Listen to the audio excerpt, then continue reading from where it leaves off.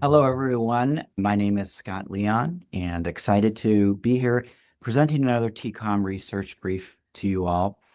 This is some research that I'm really excited about. It's based on two papers that used the CANS and the CBCL as the same outcomes, and it really allows us to see how the CANS and the CBCL, two of the most widely used measures out there, how they compare with each other in the study of a very important variable, self-esteem.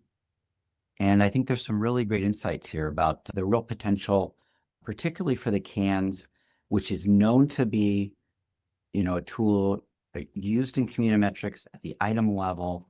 I'm going to show you hopefully here today is that the CANS really is a very flexible tool that can be used in ways that we might not all be as familiar with. So I'm real excited to be here with you today, sharing with you two studies that looked at children's implicit self-esteem and explicit self-esteem, and the ways in which their implicit and explicit self-esteem correlated with CANS and CBCL ratings of internalizing difficulties and externalizing problems. So what I'm going to be doing is talking about, just really briefly, this construct of self-esteem and its associations with children's well-being, what we know about that relationship.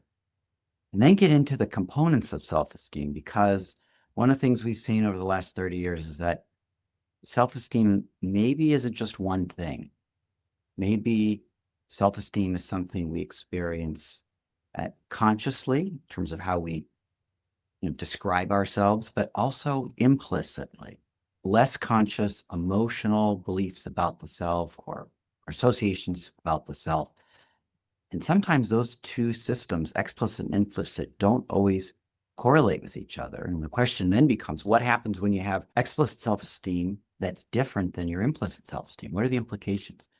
And then with a focus on self-esteem among kids in foster care, and then to the outcomes here of interest, really looking at how the CANS and CBCL perform as outcomes in these self-esteem studies. So just a brief kind of tour of the self-esteem literature and how we understand self-esteem. We can see it developing in stages. Early self-worth is really largely determined by parental feedback, parental approval, emotional support, with very parent-focused. Then, of course, we get to middle childhood, and peers play a much more important influence. How we perceive ourselves relative to other peers becomes important in middle childhood. And then in adolescence, as we start to become more abstract in our thinking, we treat ourselves as abstract entities. And so we start to develop scripts and elaborative identities that are all related to really self-esteem. At least that's the idea. And then when we look to foster care, we do see that children in foster care are more likely to report lower levels of self-esteem. And that's not surprising when we consider the connection between self-esteem and trauma. And we do see lower self-esteem associated with negative well-being and developmental outcomes. So self-esteem overall, with some differences, which we'll get to, does have a relationship to these negative psychological well-being outcomes. But as I indicated, there's been some developments in the last few decades, and that's led to this dual process model of self-esteem.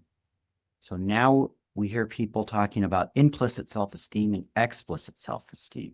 Historically, self-esteem has been measured through self-report. You give people a survey. The classic one was the Rosenberg for adults, a 10-item survey on a 1 to 5 scale. How do you rate yourself? But notice how that self-report requires a conscious reflection. You have to think about and put into words consciously your sense of self through these ratings. That's explicit self-esteem. And explicit self-esteem has been shown to be related to positive outcomes. We do see, for example, in adults, the variable that correlates the most with depression is self-esteem. So lower self-esteem relates to higher levels of depression, probably the strongest, most consistent variable in the literature. But there are some exceptions, and this is a big one here. Studies that have looked at explicit self-esteem in children and externalizing behaviors, conduct, oppositionality, things like that, Those findings are all over the map. We see some studies where high self-esteem is related to more externalizing behaviors, some where we see high self-esteem related to lower externalizing, and then a lot of studies where we don't see any significant relationship at all. And this, for some, has been related to narcissism, this notion maybe explicit self-esteem isn't the same for everyone. Maybe for some folks, it's actually connected to narcissism, which is related to externalizing behavior. So that's where this dual process model of self-esteem comes into play. Because the idea is that you might have a conscious view of the self that allows you to curate your view of self and give an ideal self or a self you want others to see. But there might also be a way you experience yourself that's less conscious. And that's this implicit self-esteem idea. And then we get to these discrepancies. We see cases where people have high explicit but low implicit self-esteem. So that example of high explicit, low implicit self-esteem has been studied among adults and in kids. And that's been termed fragile self-esteem. And the classic outcome there is narcissism, which relates theoretically to how we understand narcissism, this view of the self that's trying to protect against shame. So that's fit nicely into the literature and it makes logical sense. And we see then now discrepancies between implicit and explicit predicting outcomes. We also have the opposite discrepancy, low explicit, but high implicit self. That's been called damaged self-esteem. So maybe in early childhood, there were positive experiences, positive emotional associations to the self that then got met with negative life events, so that there was this kind of internal egoistic resource there that developed early on, but then all this negative stuff just started damaging the person and leads them to consciously report low ratings of themselves. And not surprisingly, we see this often. There's less work when we look at discrepancies. We see less work among kids in foster care. So that relates to the two studies I want to share with you today.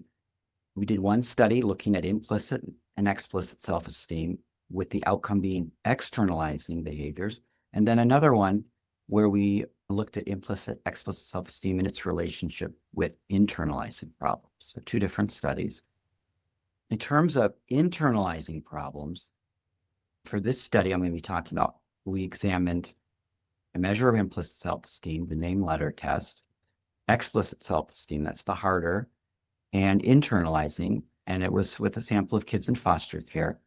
Here we hypothesized that it would be damaged self-esteem that would be associated with internalizing difficulties. Remember, damaged self-esteem, low explicit, high implicit. This notion that there's this, maybe there's some internal positive reservoir of feeling about the self, kind of implicit, automatic, but all these negative experiences in life have led to, on a conscious level, a negative view of self. So maybe there's an ideal self that's implicit, but this explicit negative self view is leading to this discrepancy between what maybe one wants and what one thinks is possible.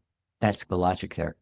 And then, given that there are gender differences, when we look at internalizing problems like depression, anxiety, we see that a lot. Do we see any gender differences here in this evaluation of implicit and explicit self-esteem? And then the second study is looking at same thing, implicit and explicit self-esteem, and its relationship with externalizing behaviors, such as conduct disorder, delinquency, oppositionality. Here we thought that it would be fragile self-esteem, in keeping with that classic narcissism example. We do see in adults with fragile self-esteem more anger control issues, more aggression, hostility, things like that. So that was the thinking there. Here we also, instead of looking at gender as a moderator, we were interested in physical abuse. We know there's a relationship between a history of physical abuse and externalizing behaviors. We also know that the way in which the pathway through which externalizing behaviors occurs for kids who are physically abused might be different from those who are not physically abused. We know that kids who are physically abused, for example, are very sensitive to facial cues of aggression in others. So maybe that's just a more automatic, reactive aggression that's more protective based on their history.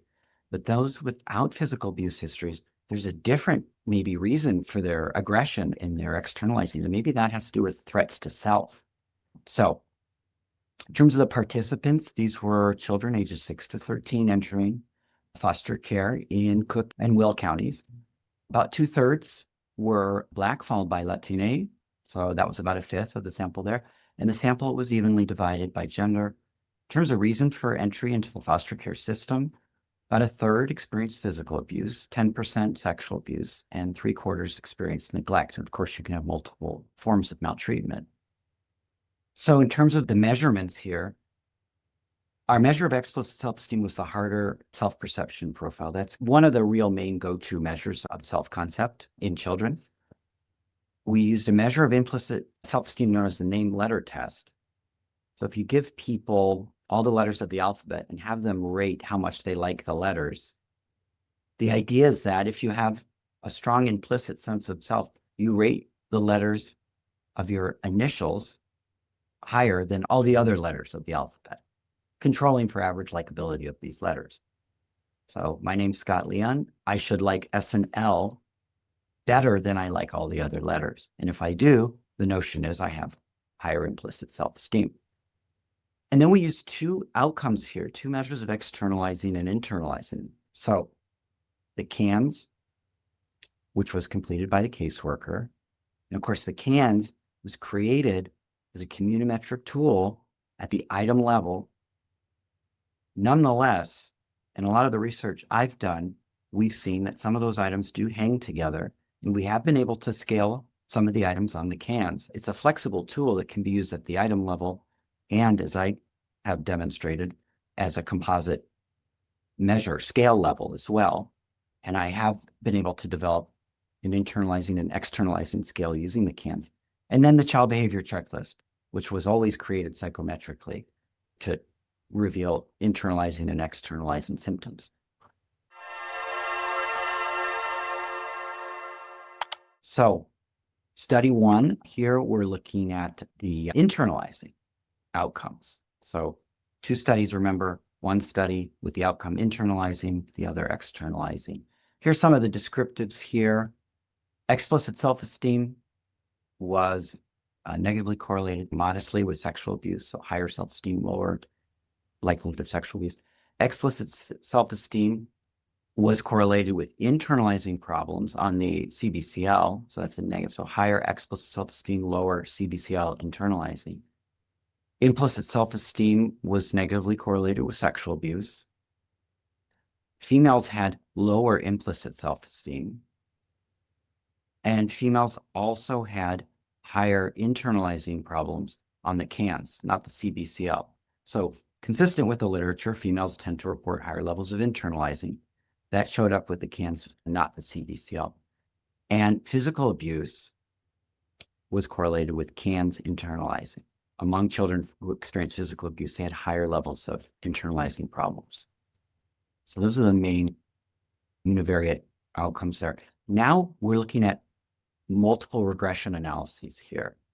So we're entering a number of variables to predict this outcome here of internalizing problems. We did one model for the CBCL and one model for the CANS. And so outcomes here, implicit self-esteem in the CBCL model was negatively related to internalizing. So higher implicit self-esteem, lower internalizing, and a interaction between implicit self-esteem and sex. So a gender implicit self-esteem interaction.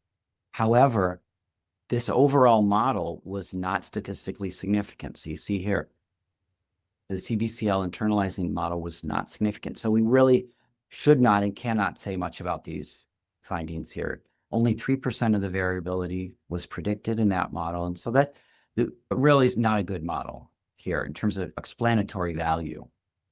We then did an analysis with the CANS and internalizing problems derived from CANS items.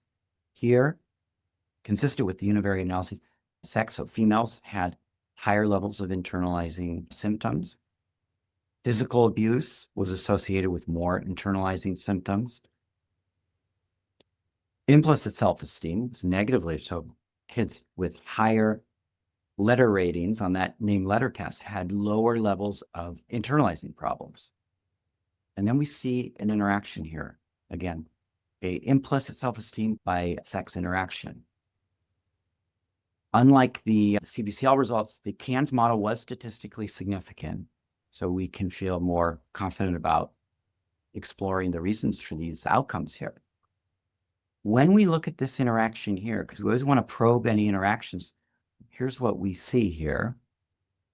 So the interaction here, remember there was a implicit self-esteem by sex interaction. Here's what it looks like when we probe it. Implicit self-esteem is protective when it comes to internalizing symptoms on the CANS, but only for boys. As implicit self-esteem increases, we see lower levels of internalizing symptoms as rated by the CANS. So that's that key interaction result there. Okay, so getting to study 2. Now, remember in this study, we're looking at externalizing difficulties. In terms of these descriptive statistics, the CBCL and the CANS had a strong correlation here, 0.373. When you look at the broader literature, when we look at intercorrelations, this is actually a very strong correlation. When you look at CBCL parent ratings of externalizing, CBCL teacher ratings, CBCL kid ratings, we see correlations at lower than 0.3, and that's with the same measure, the CBCL. So the fact that different measures are producing a higher correlation than multi-informant within measure illustrates that this is a strong correlation here. The CBCL was negatively correlated with global self-esteem. So higher self-esteem, lower externalizing. CANS externalizing was correlated with age. So older kids with more externalizing on the CANS. And just like with the internalizing, we see a gender correlation. So with the CANS externalizing, we see a negative correlation. So females have higher internalizing CANS, lower externalizing CANS. We did not see a gender CBCL interaction or correlation there. Looking at the results here, we did the same thing. We did regressions, predicting externalizing. And what we found here was for the CANS, the females in the sample had lower externalizing CANS. We saw for both the CBCL and the CANS, explicit self-esteem was negatively correlated with external. So higher explicit, lower levels of externalizing. We saw a interaction between implicit self-esteem and physical abuse for the CANS, not just CBCL. We saw a three-way interaction between implicit self-esteem, explicit self-esteem, and physical abuse for both the CANS and the CBCL. And this is why we wanted to look at two different measures of externalizing and internalizing. So when you see the same findings showing up for both outcomes, that gives us a little more confidence in the results. So here's a probing here of that three-way interaction. So what we did is we disaggregated. We looked at just the kids who did not have physical abuse histories. And we looked at the implicit, explicit self-esteem interaction. So among kids without any physical abuse histories, what we see here is that kids with high implicit self-esteem but low explicit self-esteem and the highest levels of externalizing behavior. So that's that high implicit, low, that's that damaged self-esteem discrepancy I was talking about earlier.